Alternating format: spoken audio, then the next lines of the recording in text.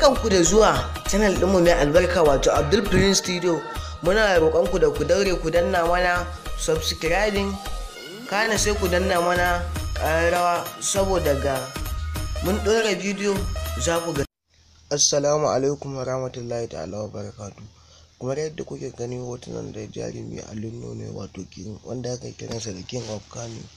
Allah jarumi Alunno ya wuce shekara 30 yana aika Kano, to Allah ya yi wa babansa rasuwa a jihar Gombe.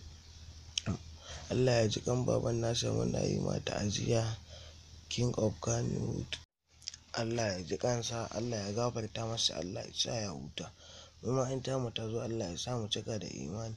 Masu kallon mu, to mun gode da kallon wannan ta'aziyya da muke wa King of Kano. Muna roƙonku da ku daure ku danna mana subscribe, kana sai ku danna mana ƙararrawa domin samun sababbin shirye-shiryenmu.